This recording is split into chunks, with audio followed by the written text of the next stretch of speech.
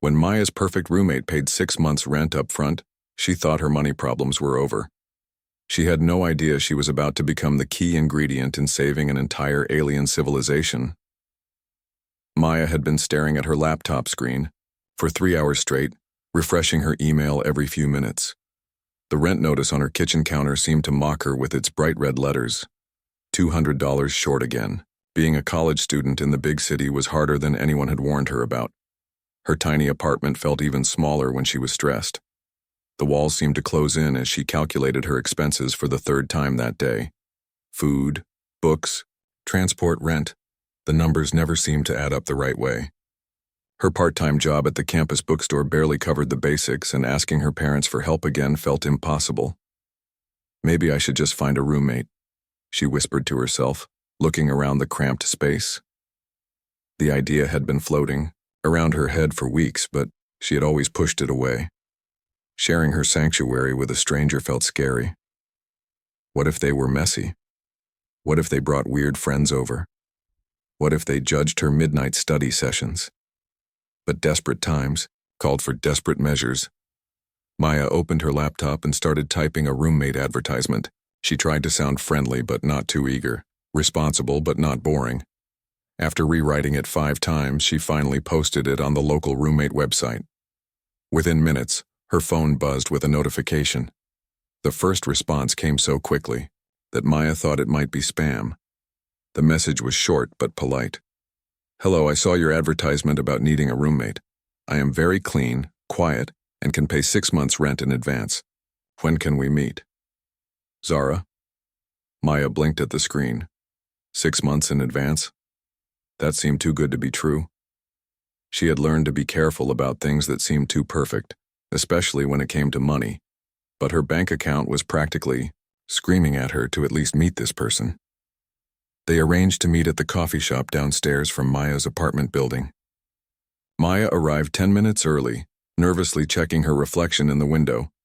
She had changed her outfit 3 times, wanting to look responsible but approachable. When Zara walked in, Maya knew immediately it was her. There was something about the way she moved that seemed different from everyone else. She was tall and graceful, with the kind of pale skin that looked like it had never seen a day of harsh sunlight. Her hair was an unusual silver color that caught the light in strange ways, and her eyes were the most striking shade of purple Maya had ever seen. "You must be Maya," Zara said, extending her hand. Her voice had a slight accent that Maya couldn't quite place. It sounded European maybe, but with something else mixed in. "Yes, that's me," Maya replied, shaking Zara's hand. The first thing she noticed was how cold her skin felt, like she had been holding ice cubes. "Are you feeling okay? Your hands are freezing." Zara smiled, but it seemed a little forced. "I have poor circulation. It runs in my family. Should we sit and talk about the living arrangement?" They found a corner table, and Maya studied her potential roommate more closely. Zara was probably around her own age, but there was something timeless about her appearance. She carried herself with confidence that Maya envied, and her clothes looked expensive but unusual, flowing fabrics in deep colors that seemed to shift in the light. "So, what do you do for work?" Maya asked, sipping her coffee. "I am in the healing business," Zara replied carefully. "I work with natural remedies and help people with various ailments. Most of my clients prefer evening appointments, so I keep unusual hours." That explained the pale skin, Maya thought. If someone worked nights and slept during the day, they probably didn't get much sun. "That sounds interesting, like a naturopathic doctor, something like that."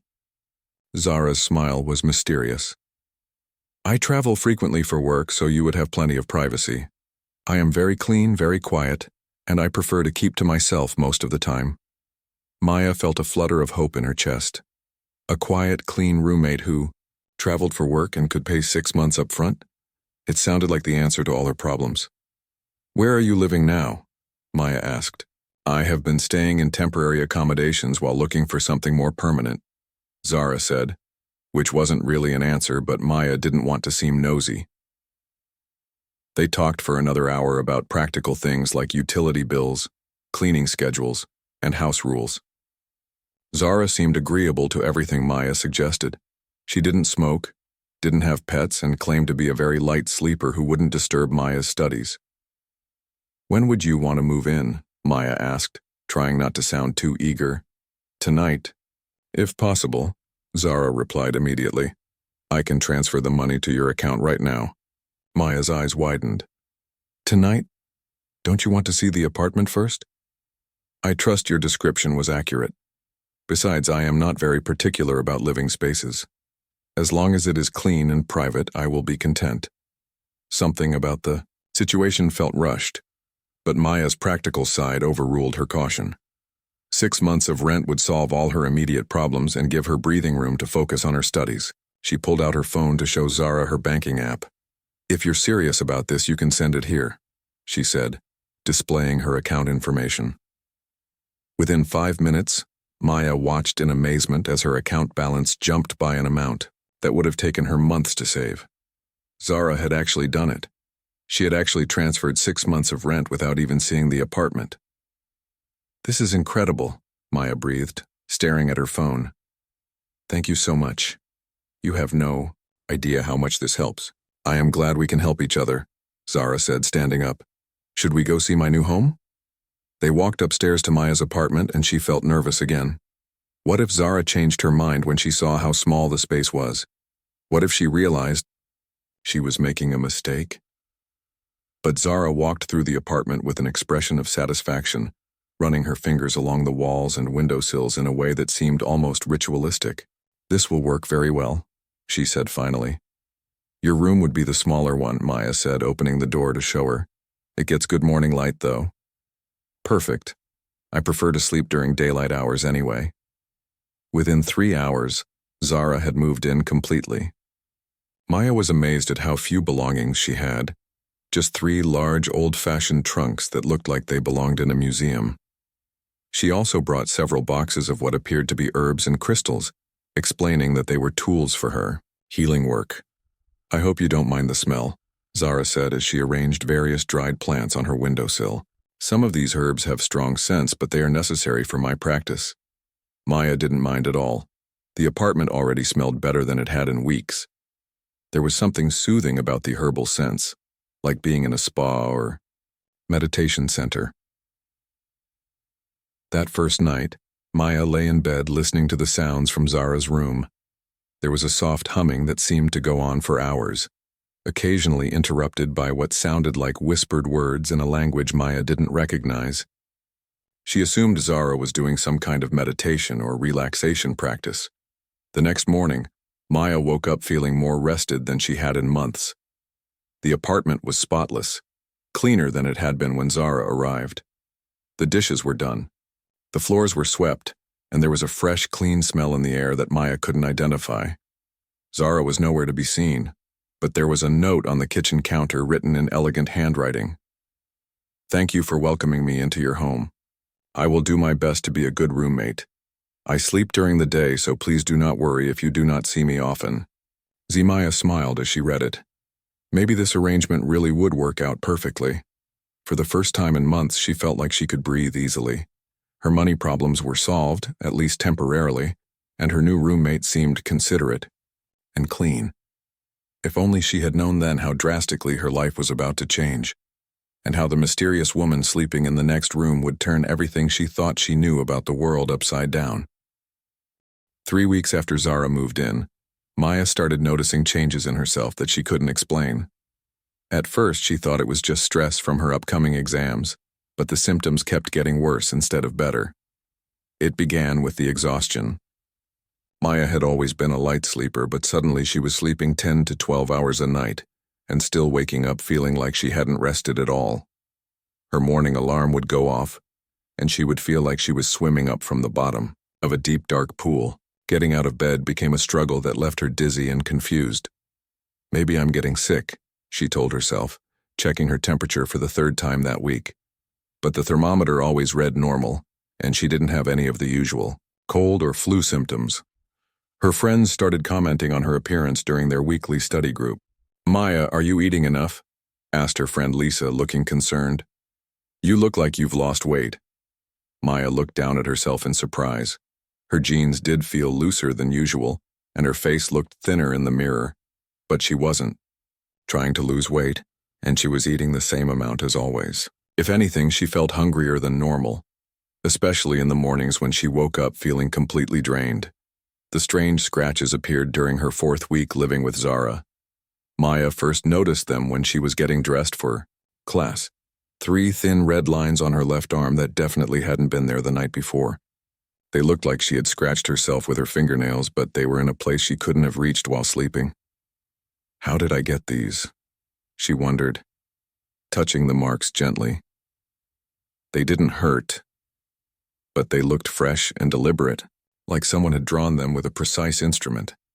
Over the next few days, more scratches appeared on her arms and shoulders. Maya started paying closer attention to her body, checking herself carefully before bed and again when she woke up. The scratches always appeared during the night, always in places she couldn't have reached herself, and always in neat, straight lines that looked almost decorative. When she mentioned it to Zara one evening, her roommate seemed very interested. "Let me see," Zara said, examining Maya's arm with intense focus. Her cold fingers traced the scratch marks, and Maya felt a strange tingling sensation where she touched. "These look like stress marks," Zara said finally. "Your body might be reacting to the pressure of school and work. I have some healing salve that might help."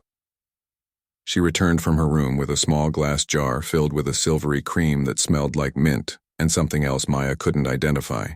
When Zara rubbed it on the scratches, they seemed to fade almost immediately. "Wow, that's amazing," Maya said, watching the red lines disappear. "What's in that cream?" "Family recipe," Zara replied with her mysterious smile. "Old remedies passed down through generations." But Maya noticed that Zara seemed to collect the tissue she had used to apply the cream, folding it carefully and putting it in her pocket instead of throwing it away. The hair growth was the next strange thing Maya noticed. She had always had slow-growing hair that she trimmed every few months, but suddenly it was growing so fast she could almost see the difference day by day. Within 2 weeks, her hair had grown nearly 2 inches, and it felt thicker and shinier than it ever had before. Her hairdresser was amazed when Maya went in for what should have been a routine trim. "What are you taking?" she asked, running her fingers through Maya's hair. "Whatever it is, bottle it and sell it. I've never seen hair grow this fast." Maya didn't know what to tell her. She wasn't taking any supplements or using any special products. If anything, she had been too tired lately to take proper care of her hair. That night, she found the first jar. She was looking for her phone charger, which had somehow ended up behind her dresser, when she saw a small glass container tucked into the corner. Inside were strands of hair. Her hair, she realized with a shock. The color and length were unmistakably hers. Maya picked up the jar with trembling hands, her heart racing. Why would someone collect her hair? And how had they gotten it without her noticing? She searched the rest of her room and found 2 more jars hidden in different places. One contained what looked like fingernail clippings, and the other held small flakes of what might have been skin. All of it appeared to be hers. Confronting Zara felt terrifying, but Maya couldn't ignore what she had found.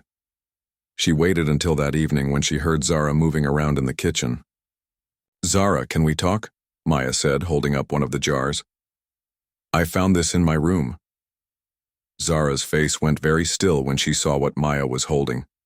For a moment, she looked almost afraid, but then her expression shifted to something like embarrassment. "I can explain," Zara said quickly. "It's not what you think.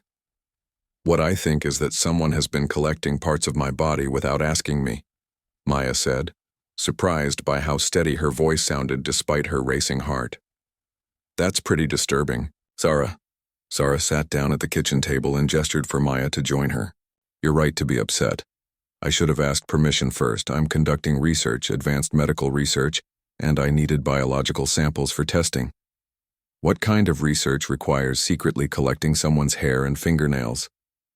Maya asked, sitting down but keeping the jar clutched in her hand.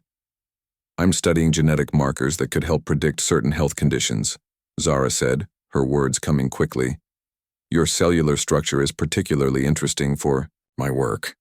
I thought if I asked directly, you might feel uncomfortable participating." It sounded reasonable, but something about Zara's explanation didn't sit right with Maya. Why didn't you just ask? I probably would have said yes if you explained it properly. I realize that now, Zara said, reaching across the table to touch Maya's hand with her cold fingers. I'm sorry. I come from a culture where these things are handled differently, and I didn't think about how it would seem from your perspective. Maya pulled her hand back, still feeling uneasy. What culture is that exactly? You've never really told me where you're from. Zara hesitated for a long moment. It's a small community. You probably wouldn't have heard of it. Very traditional, ways of doing things. I'm still learning how to navigate modern social customs.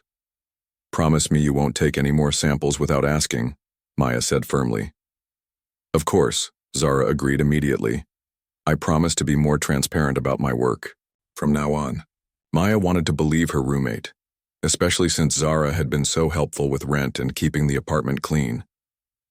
But that night, lying in bed, she couldn't shake the feeling that there was much more to the story than Zara was telling her. The missing time episodes started that same week. Maya would be sitting at her desk studying, and suddenly she would wake up standing in the bathroom with no memory of getting there. Or she would be watching television and find herself sitting on the kitchen floor hours later with no recollection of how the time had passed. The first time it happened, Maya thought she had just dozed off and forgotten. But it kept happening, and always during times when she should have been fully awake and alert. She would lose chunks of time, sometimes 20 minutes, sometimes several hours, with no explanation. The strangest part was that Zara always seemed to be nearby when Maya woke up from these episodes. She would appear within minutes, claiming she had been in her room and heard Maya moving around. You were sleepwalking, Zara would say gently. It's probably stress from school. You should try to get more rest. But Maya knew the difference between sleepwalking and losing time. During her missing episodes, she wasn't unconscious. She was simply gone, like someone else was controlling her body while her mind was somewhere else entirely. As the weeks passed, Maya began to feel like a stranger in her own life. Her body was changing in ways she couldn't control. Time was slipping away from her, and her mysterious roommate seemed to know more about what was happening than she was willing to admit. The worst part was the growing certainty that whatever was happening to her wasn't natural, and it definitely wasn't coincidental. Someone was doing this to her, and Maya was starting to suspect she knew exactly who it was. Maya's best friend Riley had been worried about her for weeks. Every time they met for coffee or study sessions, Maya looked more tired and thinner than before. Her usually bright personality had dimmed, and she seemed distracted and anxious in ways that weren't normal for her. I'm telling you, something's wrong, Riley said to their mutual friend Alex after Maya had canceled their dinner plans for the third time in 2 weeks. She looks terrible, and she keeps talking about losing time and finding weird scratches on her body. Maybe she's just stressed about finals, Alex suggested, but even he sounded unconvinced. Riley shook his head. No, this is different, and that roommate of hers gives me the creeps. There's something off about her. Riley had only met Zara once, when he had stopped by Maya's apartment to pick up some textbooks. The woman had been polite but distant, and there was something about her eyes that made him uncomfortable.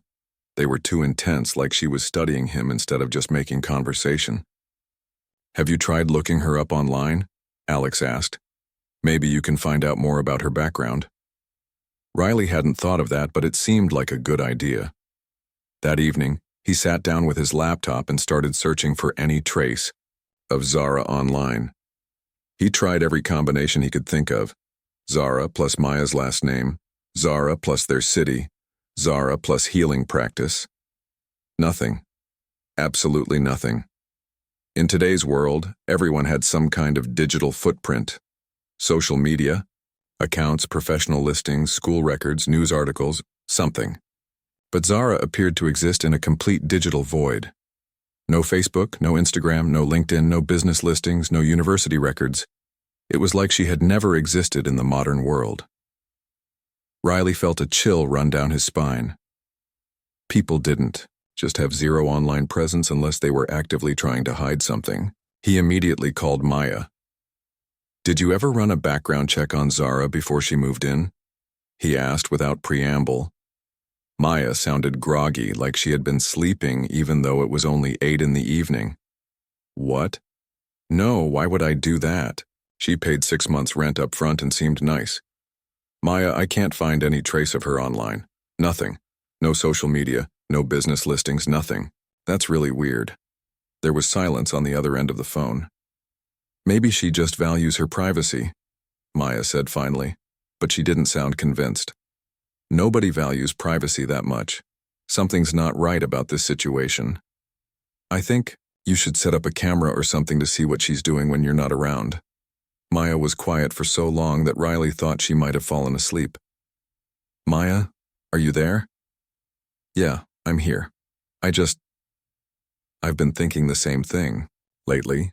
Some really strange stuff has been happening and I feel like I'm going crazy." "You're not going crazy. Trust your instincts. If something feels wrong, it probably is." The next day, Maya went to an electronics store and bought a small security camera that she could control from her phone. She felt guilty about spying on her roommate, but Riley was right. Too many weird things had been happening, and she needed to know the truth. She set up the camera in the living room, hidden behind some books on a shelf where it had a clear view of most of the common area. The camera had night vision and motion detection, so it would automatically record any activity. That night, Maya went to bed early and activated the camera from her phone app. She set it to send notifications to her phone if it detected movement. After midnight, when Zara usually did her mysterious nighttime activities, Maya's phone buzzed at 2:17 a.m. with a motion alert. Then again at 2:23, 2:35, and 2:41. Part of her wanted to check the live feed immediately, but she was afraid of what she might see. Instead, she decided to wait until morning to review the recorded footage. She barely slept for the rest of the night. The next morning, Maya waited until she heard Zara's bedroom door close, indicating she had gone to sleep for the day, before opening the camera app on her phone. Her hands were shaking as she navigated to the recorded footage from the previous night. What she saw made her question everything she thought she knew about reality. The first clip showed Zara entering the living room at 2:15 a.m., but she looked completely different from the woman Maya knew. Her skin had a strange blue-gray tint that seemed to glow faintly in the camera's night vision. Her hair appeared to be moving on its own, floating around her head like she was underwater. And her eyes were glowing with a bright purple, light that was clearly visible even through the camera. Maya watched in shock as Zara arranged various objects on the coffee table: crystals, bowls, what looked like the jars Maya had found containing her hair and nail clippings. Zara began moving her hands over these items in complex patterns, and the objects actually started glowing in response. But that wasn't the most disturbing part. The most disturbing part was what happened next. Maya watched herself walk into the living room at 2:23 a.m., but her movements were wrong. She moved like a puppet being controlled by invisible strings, her arms and legs moving in jerky, unnatural motions. Her eyes were completely blank, staring straight ahead without any awareness or consciousness. Zara approached the blank-eyed version of Maya and began doing things that made Maya's stomach turn. Using strange metallic tools, Zara carefully collected samples from Maya's unconscious body: saliva, tears that seemed to appear from nowhere, and something that looked like glowing mist that seemed to be drawn directly out of Maya's chest. The worst part was watching Zara mix these samples with the hair and nail clippings in various bowls, creating mixtures that glowed and sparkled with unnatural light. She chanted in that strange language Maya had heard through the walls, but now she could see that Zara's mouth was moving in impossible ways, making sounds that no human throat should be able to produce. During the entire process, which lasted nearly an hour, Maya's body stood motionless like a statue. Only when Zara was finished did the puppet version of Maya turn around and walk back to her bedroom with those same jerky, controlled movements. Maya watched the footage 3 times, hoping she was hallucinating or dreaming, but the evidence was undeniable. Her roommate was not human, and she had been using Maya as some kind of ingredient source for weeks without her knowledge or consent. The worst realization was that Maya now understood why she had been feeling so tired and weak. Every time Zara performed one of these rituals, she was literally taking parts of Maya's life force, her essence, her energy. Maya was being slowly drained, and she had been completely unaware of it. Maya's hands were shaking so badly she could barely hold her phone. She felt violated in a way that went deeper than anything physical. Someone had been controlling her body, taking things from her, using her like she was just an object instead of a person. She needed to confront Zara, but she also needed proof that she could show to other people. Maya saved the video files to multiple locations and sent copies to Riley with a message. "You were right. Watch these videos. This is what she's been doing to me." Riley called her within 20 minutes, his voice tight with shock and anger. "Maya, what the hell is that thing living in your apartment? That's not human. Those aren't human movements or abilities." "I don't know what she is," Maya said, surprised by how calm her voice sounded when she felt like screaming. "But I know. She's been using me for some kind of experiment or ritual, and I think it's making me sick. You need to get out of there right now. Pack a bag and come stay with me until we figure out what to do." Maya looked toward Zara's closed bedroom door. "I can't just leave. She paid 6 months' rent and all my stuff is here. Besides, I need answers. I need to know what she is and what she's been doing to me." "Maya, this could be dangerous. We don't know what she's capable of." "I know. But I can't live my life being afraid and not knowing the truth. Tonight, when she comes out for her ritual, I'm going to confront her. I have proof now. She can't lie to me anymore." Riley begged her to reconsider, but Maya's mind was made up. She had been living as a victim for weeks without even knowing it. Now that she knew the truth, she wasn't going to run away without getting answers. That evening, Maya pretended to go to bed early as usual, but instead she waited in her room, with the camera footage ready on her phone. At 2 a.m. she heard Zara's bedroom door open and the familiar sounds of objects being arranged in the living room. Taking a deep breath to calm her nerves, Maya opened her bedroom door and walked into the living room where Zara was preparing for another ritual. "We need to talk," Maya said, holding up her phone with the video footage clearly visible on the screen. Zara froze in the middle of arranging crystals on the coffee table. Her appearance was normal this time, no glowing skin or floating hair, but Maya could see the shock and fear in her purple eyes. "I know what you are," Maya continued, surprised by her own courage. "I know what you've been doing to me, and now I want answers." For several seconds, Zara just stared at Maya and the phone screen showing the recorded footage. Maya could see her roommate's mind racing, trying to figure out how much Maya had seen and what she should say. The silence stretched between them, like a tight wire ready to snap. Finally, Zara's shoulders dropped in defeat. When she looked up at Maya again, something fundamental had changed in her expression. The careful, polite mask she had worn for weeks was gone, replaced by something ancient and tired. "You weren't supposed to see that," Zara said quietly.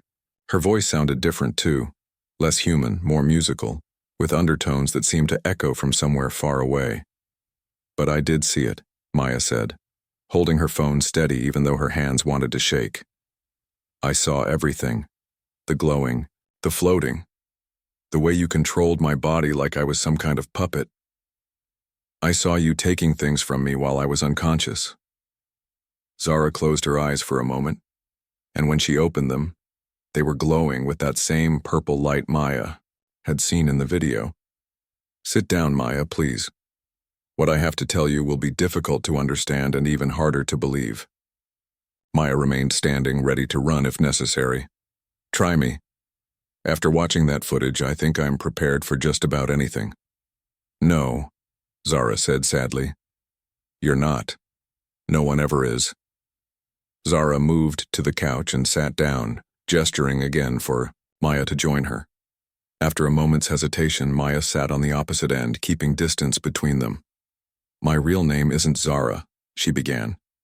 "It's Zythara Velmorian, and I am not from this world. I come from a planet called Lumethia, in a solar system your astronomers haven't discovered yet." Maya felt her brain struggling to process this information. "You're saying you're an alien?"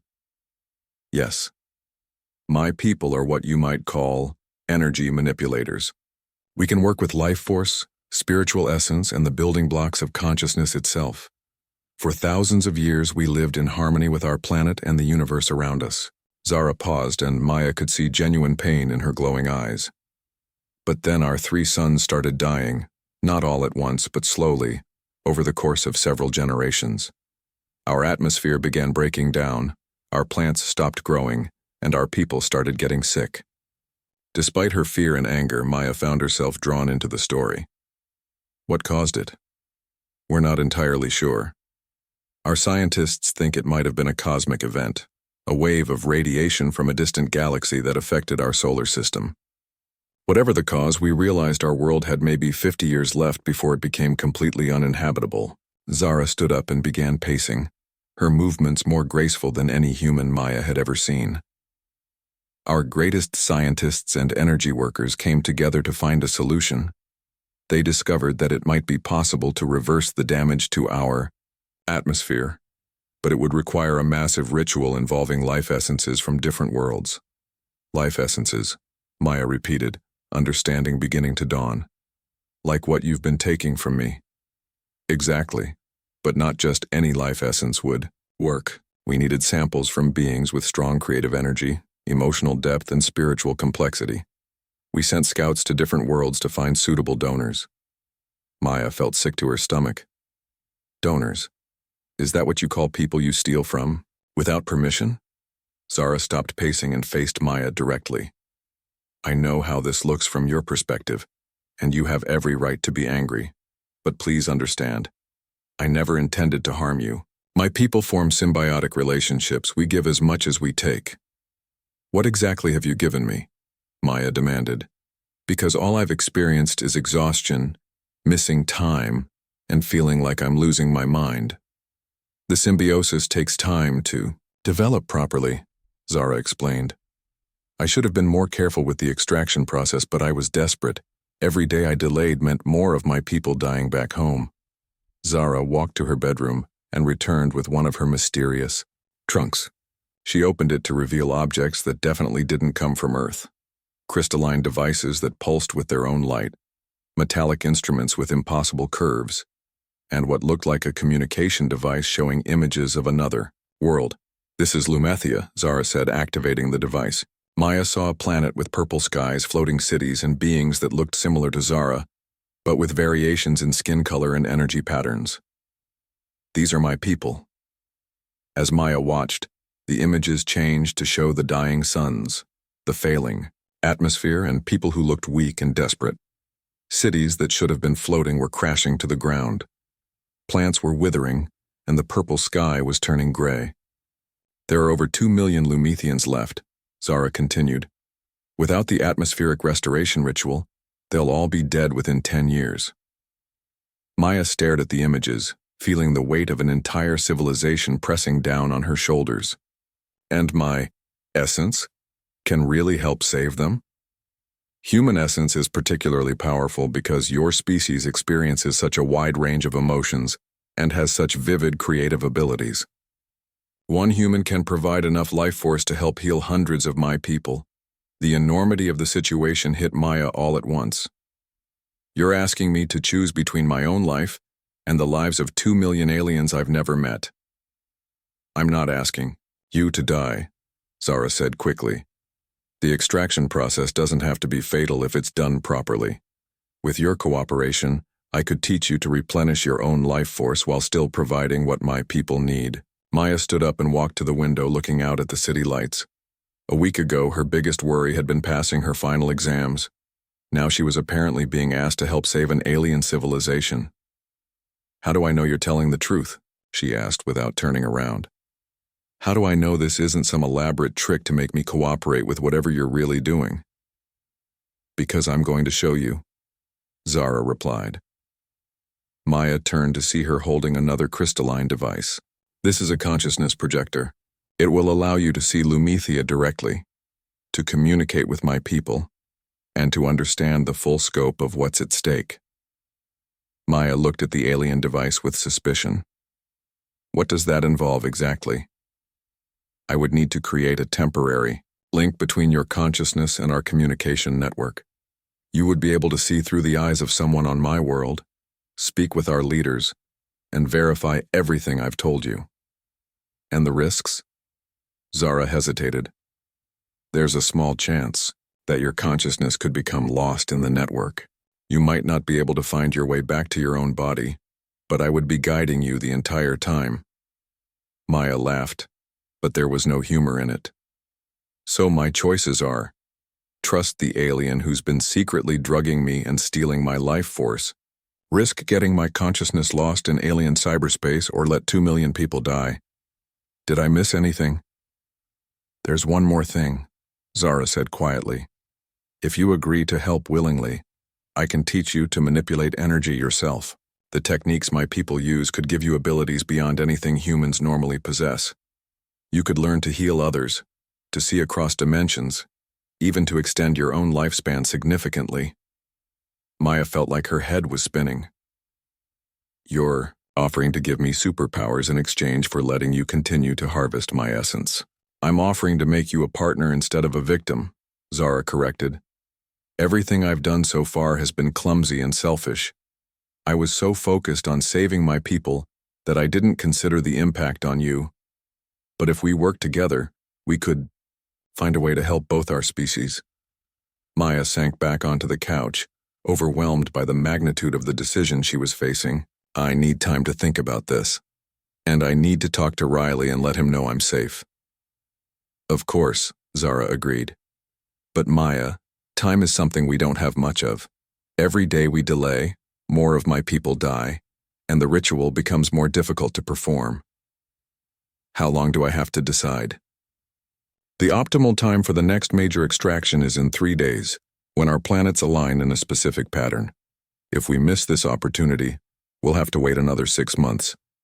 Maya rubbed her temples, feeling a headache building. And if I say no? Zara's expression became very sad. Then I'll leave Earth immediately and try to find another donor. But honestly, after searching for 2 years, you're the most compatible human I've found. Without your help, the ritual might not work at all. The weight of 2 million lives pressed down on Maya's shoulders. She thought about the images she had seen of the dying planet, the desperate faces of Zara's people, and the impossible choice she was being asked to make. If I agree, Maya said slowly, I want complete honesty from now on. No more secrets, no more controlling my body without permission, and no more taking anything from me without asking first. You have my word, Zara said immediately. And I want to understand exactly what this partnership would involve. What would happen to my normal life? Could I still finish school? Still have human relationships? With proper training, you could do all of those things and more. The energy manipulation techniques would actually make many aspects of your life easier. Maya looked at her roommate, her alien roommate, and tried to imagine what her life would become if she agreed to this impossible arrangement. Give me 2 days to think about it, and tomorrow night I want to try that consciousness projection thing. If I'm going to risk everything to save your people, I need to see for myself that they're real and that they really need help. Maya spent the next day in a daze, going through the motions of attending classes while her mind raced with everything Zara had revealed. She found herself staring at her classmates and professors, wondering what they would think if they knew. An alien was living in her apartment and asking for her help to save an entire civilization. Riley called her 3 times, but she couldn't bring herself to answer. How could she explain that the dangerous creature he wanted her to run from was actually a desperate refugee trying to save her dying people? The situation was so far beyond anything normal that she didn't even know where to begin. That evening, Maya sat across from Zara in their living room, looking at the crystalline consciousness projector device. It was about the size of a smartphone but seemed to be made of living light rather than solid material. Before we do this, Maya said, I need you to promise me something. If I get lost in there, if my consciousness can't find its way back, you'll do whatever it takes to bring me home. I promise, Zara replied without hesitation. I'll stay connected to you the entire time. If there's any danger, I'll pull you back immediately. Maya took a deep breath and nodded. Okay, what do I need to do? Zara placed the device between them on the coffee table. Immediately, it began glowing brighter and emitting a soft humming sound that seemed to resonate in Maya's chest. "Just relax and focus on the light," Zara instructed, placing her hands on either side of the device. "Let your consciousness expand toward it. I'll guide you through the connection process." Maya stared at the pulsing light and tried to clear her mind. At first, nothing happened. Then, gradually, she began to feel strange, like she was floating, just slightly above her own body. The room around her seemed to fade, and the light from the device grew brighter and more encompassing. Suddenly, Maya felt like she was falling through space and time.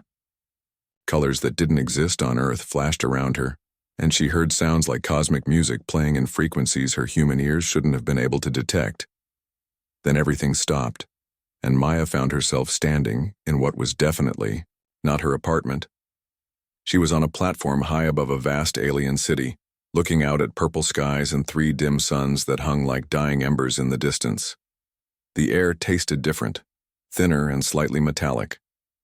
Architecture that seemed to defy physics stretched in all directions, with buildings that curved impossible angles and bridges that appeared to be made of solid light. "Welcome to Lumethia," said a voice behind her. Maya turned to see a being that looked similar to Zara but older, with silver skin and eyes that held the wisdom of centuries. "I am Council Leader Theron. Sci-Fi has told us much about you." Maya looked down at herself and was surprised to see that she appeared to be in her normal human body. "Is this real? Am I really on another planet?" "Your consciousness is here, borrowing the sensory experience of one of our people," Theron explained. "What you see and feel is completely real, though your physical body remains safe on Earth." As they walked through the city, Maya saw the devastating effects of the dying suns everywhere.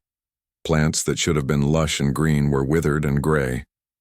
Many of the floating buildings had crashed to the ground, and the few Lumethians she saw moved slowly, as if every step required enormous effort. "Our people are dying," Theron said, gesturing to a group of children playing in what had once been a garden but was now mostly dust. "These little ones will not live to see adulthood unless we can restore our atmosphere soon." Maya felt her heart breaking as she watched the alien children. Despite their different appearance, their laughter and play were universally recognizable. They were just kids trying to find joy in a dying world. "Sci-Fi says human essence can help power the restoration ritual," Maya said. "But why specifically human essence? Aren't there other species in the universe?" "There are many species," Theron replied, "but most lack the emotional complexity that makes your essence so powerful. Humans experience love, hope, creativity, and determination in ways that create incredibly strong life force. Your species may be young, but you burn brighter than most." They visited a medical facility where Maya saw Lumethians lying in beds that looked like they were made of crystallized starlight. Many appeared to be unconscious, their natural glow dim and flickering. "These are our scientists and energy workers," Theron explained. "They have been pouring their own life force into keeping our atmosphere stable, but they're exhausted. Without fresh energy, soon we'll lose them, and then we'll lose any chance of saving our world." Maya knelt beside one of the beds, looking at a female Lumethian who couldn't have been much older than herself. "What's her name?" "Lyra. She was our most promising atmospheric engineer. She's been unconscious for 3 weeks now." Without thinking, Maya reached out and touched Lyra's hand. The moment their skin made contact, Maya felt a jolt of energy pass between them. Lyra's eyes fluttered open, glowing weakly, but with obvious awareness. "What just happened?" Maya asked, pulling her hand back in surprise. "Your life essence," Theron said, staring at Maya with new respect. "Even projecting across space, your energy is strong enough to temporarily revive her." "I've never seen anything like it." Maya looked around the medical facility with new understanding. These weren't just statistics or abstract concepts. These were real people with hopes, dreams, families, and futures that were slipping away. And apparently, she had the power to help them. "Show me the ritual," Maya said. "I want to understand exactly what would be involved." Theron led her to a massive chamber at the heart of the city. The walls were covered in crystalline formations that pulsed with fading light, and in the center was a complex arrangement of energy-focusing devices that looked like a combination of art and advanced technology. The atmospheric restoration ritual requires life essence from 12 different sources, Theron explained. We have 11. Zithara has been collecting samples from various worlds for 2 years. Your essence would complete the pattern and provide the final component needed to begin the healing process. What happens during the ritual exactly? The essences are combined and amplified through our technology, then released into our atmosphere in a specific pattern. If successful, it should trigger a cascade effect that will slowly repair the damage and stabilize our environment. Maya walked around the chamber, trying to understand the scope of what she was being asked to participate in. And if it doesn't work, then our people die and Lumithia becomes another dead planet drifting through space. The weight of that possibility settled on Maya's shoulders like a heavy cloak. She thought about her normal life, her classes, her part-time job, her friends, her small apartment with its ordinary problems. Then she looked at the dying city around her and the desperate hope in Theron's ancient eyes. I have to go back and think about this, Maya said finally. Of course. But please remember, time is our enemy now. Every day we delay, we lose more people. The journey back to her own body felt like waking up from the most vivid dream she'd ever had. One moment she was standing in the alien chamber, and the next she was sitting on her couch with Zara watching her anxiously. How do you feel? Zara asked immediately. Maya rubbed her temples, trying to process everything she had experienced, like I just had the most intense reality check of my life. Your people are really dying, aren't they? Yes, Zara said quietly. What you saw was real. The council leader, the medical facility, the dying city, all of it. Maya stood up and walked to the window, looking out at her own city with new eyes. If I agree to help, what exactly happens to me? Do I have to leave Earth? Do I become like you? No. You would remain human and stay on Earth. But you would learn to work with energy in ways that would change you. You'd become stronger, healthier, and capable of things other humans can't do. Think of it as evolution rather than transformation. And the extraction process? With your cooperation, it would be comfortable and safe. Instead of taking essence while you sleep, we would work together during meditation-like sessions. You would be conscious and in control the entire time. Maya turned back to face her alien roommate. I want to help them, Zara. Those children, those scientists sacrificing their lives, they don't deserve to die because their sons are failing. But I'm scared. I understand. This is far more than any human should have to deal with. If we do, if we become partners in this ritual, what happens after? Do you go back to your world and leave me here with alien superpowers and no idea how to use them? Zara shook her head. I would stay and help you learn to control your new abilities. Eventually, when you're ready, I could take you to visit Lumithia, your physical body, not just consciousness projection. You could see our world as it heals and know that you helped save it.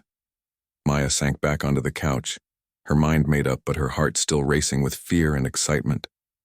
Okay, I'll do it, but I have conditions. Name them. First, we start the training immediately.